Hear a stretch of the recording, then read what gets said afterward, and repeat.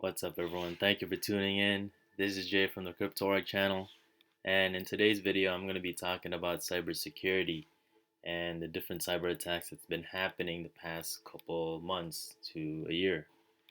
But before I get started, I just want to say that this is not financial advice. I am not a financial advisor, so please, everyone, do your own research on top of mine. You need to be able to develop that conviction towards your own research as well, so that way whenever there's dips that occur in cryptocurrency or the crypto market quite a lot, um, you won't be shaken out from your positions because there's a lot of money to be had, but you also got to be aware of the risk and be able to endure it. All right, let's get to the news. So here we have Bank of America spending over $1 billion per year in cybersecurity alone, according to the CEO Brian Moynihan. Yeah, so for the past couple months, they've been ramping up on the cybersecurity narratives quite a lot. And private companies and federal government networks have been the um, primary targets. We had JBS, one of the biggest meat packing industry or meat producers, whatever. And we also had the U.S. pipeline get attacked as well, cyber attacks. And we also had that ship get stuck in the Panama Canal. That was another one, and there's been other ones as well, such as CrowdStrike says 2020 was the worst year on record for cyber attacks alone. We even have, let's see, what's his name? Joe Biden. Joe Biden. Oh, last month, President Joe Biden signed an executive order aimed at strengthening the U.S. Cybersecurity defense. So it tells you these cyber attack narratives, they're happening for a reason. Um, my honest opinion, it's to lead us towards wanting to use what do you call it, cryptocurrency, decentralized finance, because that's Brian Brooks even stated himself that decentralized finance is the future of banking. Now let's think, when all of these cyber attacks are occurring, imagine what's going to happen when your local bank gets attacked. I mean, yeah, get cyber attacked. They're going to want to protect, of course, their investors as well as their own money. So one way for them to do that is just basically freeze everything, prevent people from going in, going out. So if that ever does occur, what are you gonna do to purchase goods, services that you need in order to survive? So here I found this other article as well that I found really funny. Jamie Dimon saying JP Morgan is sitting on about 500 billion in cash, waiting to invest in higher rates. Now, when you have cash on the side, of course, you don't have to worry about using your bank card if your bank is frozen, because you can just give that cash right away. It's as if these guys know what's going to come, and even though we shouldn't be trusting billionaires and these rich people and their words as much, we should be paying attention to their actions. And the fact that they have 500 billion in cash on the side is foretelling us something. So, yeah, be aware of cyber attacks. And also, if you have cryptocurrencies, you have those assets. Remember, you worked hard for those. Do not let these cyber attacks get to you or like be the reason why you lose your cryptos easily. Move them into a soft wallet or a hard wallet even. I'm going to show you one of the best hard wallets to use at the end of the video or near the end of the video. Let's move on towards the next article. Why some hackers are ditching Bitcoin for a cryptocurrency called Monero. For those of you that are not aware of Monero, it is a privacy coin. It basically hides all these data from your transaction and makes it more anonymous. So the narratives towards Bitcoin saying that criminals are using it for money laundering and basically criminal activities is a lie because, well, I'm not saying it's a lie. My bad. I didn't mean that. Um, so the idea of Bitcoin, when you do a transaction, is recorded in the blockchain. You can trace that from one wallet to another. So the fact that they were using that narrative is pretty funny, especially if you understand how blockchain works to a certain level. to the point where you understand that transactions and every single data is recorded. It's immutable. You can't destroy it or change it. If there are some changes, it's going to be the system gets notified and you can see it. You can see the changes. So now they're moving towards using privacy coin or just the narrative of it. They're just pushing your mind towards there. But really, all of this is just to build up the idea of cryptocurrency and its utilities. And yeah, the majority are not going to know what just happened because they're going to be paying attention to the TV most of the time, basically conditioning themselves to want to trust them. Right, anyways, that's it for that one. So do pay attention to privacy coins as well because Monero is not the only one. There's other cryptocurrencies like Dash that do privacy as well. I think Verge does it, and a lot of other privacy protocols are coming out as well. And current blockchain companies are merging, or not merging, doing a partnership, creating a chain in between protocols so that way two protocols can leverage each other's utility. Take for example, you have um, Flare doing a partnership with Panther Protocol. So that, and Panther Protocol is all about privacy transaction as well. So definitely look into that. All right, here's another one related to cyber attacks. So the hacker group that went after one of Apple's suppliers found a new victim. This new victim is Sol Oriens, which consults with the federal government on security-related projects, including work with the National Nuclear Safety Administration. So the whole idea of energy is being used here. So they are REvil's latest ransomware victim. Sol Orient said it became aware of the incident that happened just last month. And yeah, this is pretty big. We got to be paying attention to these cyber attack narratives because they're leading us towards somewhere. Now, there could be other cybersecurity threats as well in a smaller scale. I have not heard of it, but with that being said, be careful with all these links that are being posted online because I am starting to see quite a lot of spammers in not only my email box but also um, in YouTube as well. A lot of these bots are commenting that so and so's program granted them financial stability, more Bitcoin, this and that. And all you gotta do is click the link, give them some money, in return they'll forward you double the amount. And like that's unheard of. But I see it, and apparently some people are falling for it. So if you're one of those people, please don't expect free money. There's nothing for free. Also, that leads me to my experience with Telegram as well. If you do join those Telegram groups, just to find out more information or maybe get some signal on a trade, please be aware that you're putting your account in there in the open as well for those bots to see. And what they would do is not add you, direct message you on the side, asking you things. Some of them even pretend that they're admins in that current crypto project. And you got to be careful with that because those admins also state that they will not direct message you on the side. They will just talk to you within that group. So keep that in mind as well because those people through them. But of course, you got to see it to believe it. So yeah, all these cybersecurity events too is leading towards energy. I'll show you. I think this was it. Yeah.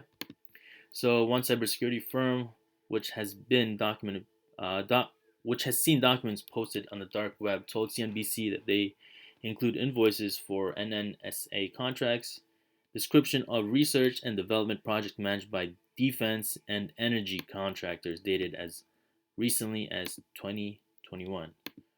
So there's this channel called Greg Manarino.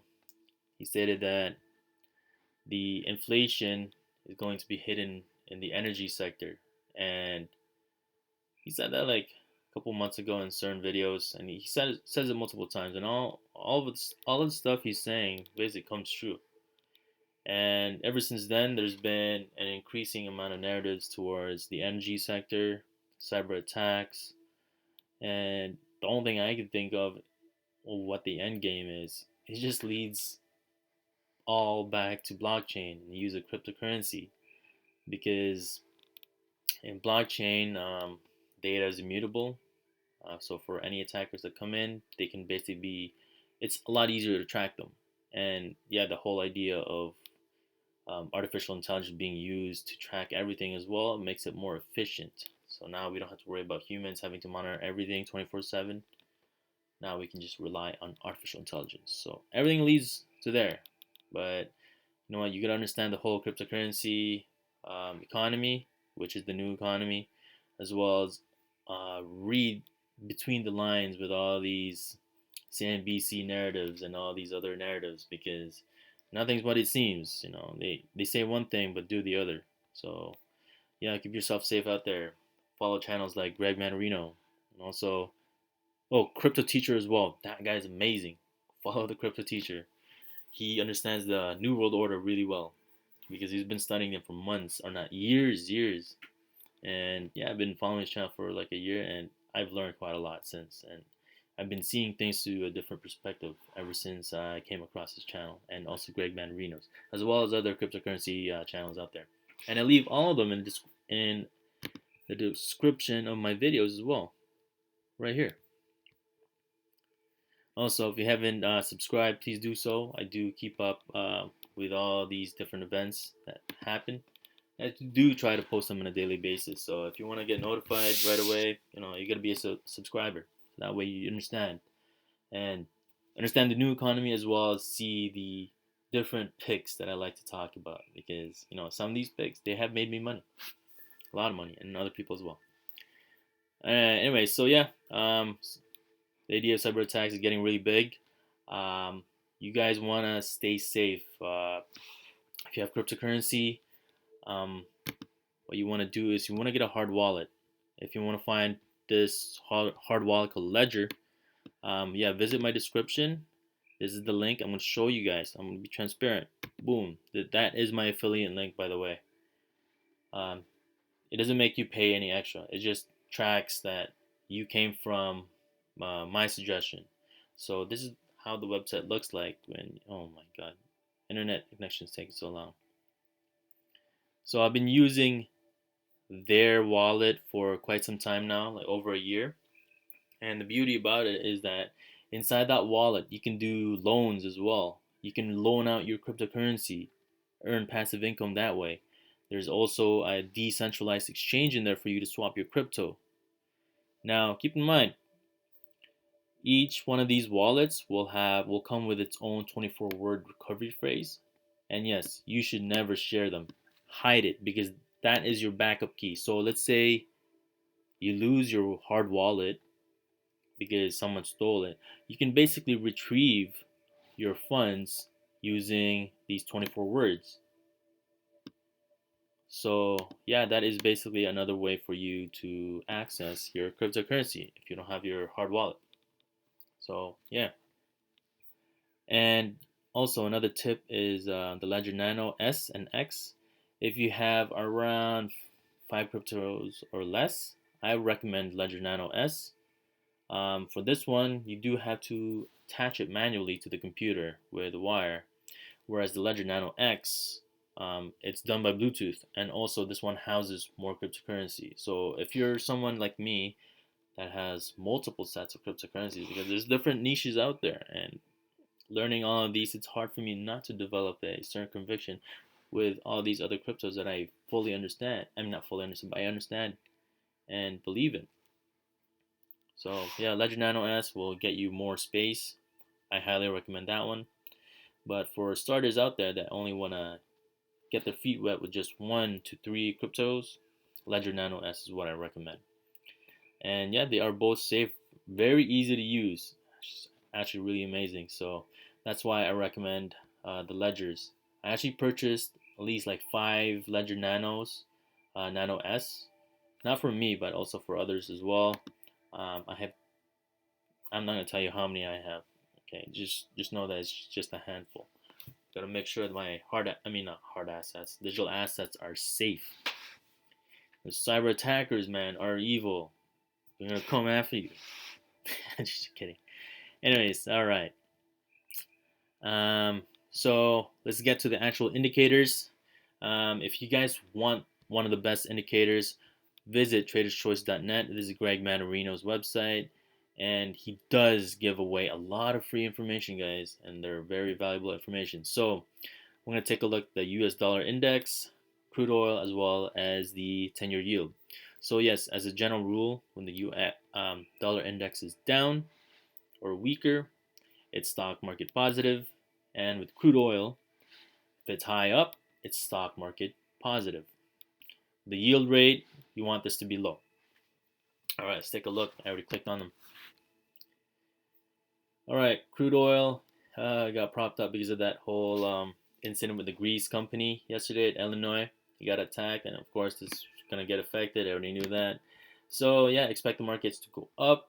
Don't expect a straight line up. Expect volatility as well. The Fed is talking this week. So, that's it for that one. Which one? Oh, 10-year yield. Yes, it's showing that it's down. So, that is definitely a good sign. But as you take, actually, let's look at the daily. So yeah, for the past couple months, the yield rate or the yield curve has been controlled. The Fed does have that extra, I think, 50 to $100 billion a month to spend. They're controlling it with one of those. I don't know the technicalities of it. Just understand that the Fed is the big player in the market. Okay, so always be following them. All right, so we do have the U.S. dollar gaining power a bit. But if you look at the general trend overall, it's going down. Yes, it has its bumps, ups and downs in between, but the general trend is down. The US buying power is going to go down and it's going to cause one of the worst hyperinflation ever seen. We're in one of the biggest bubbles right now, in my opinion. And only the solution to it, out of it, I'm not out of it, but the main solution in the end is blockchain, cryptocurrencies, digital dollar, which the Fed is going to talk about later this summer. You're going to see. It's the Fed is going to be talking about digital dollar. Anyways, if you did find my video informative, please do press the share button, like and subscribe as well. And also, if you have any comments on what I've spoken about, please do share your comments in the comment section. I'll get back to you as soon as possible. And ignore those spammers out there as well, trying to promote someone's program, this and that. Um, yeah, most of them are scammers, guys. Don't get your money stolen. Don't click on them. And yeah, thank you so much for listening. I will have more later on today. Thank you.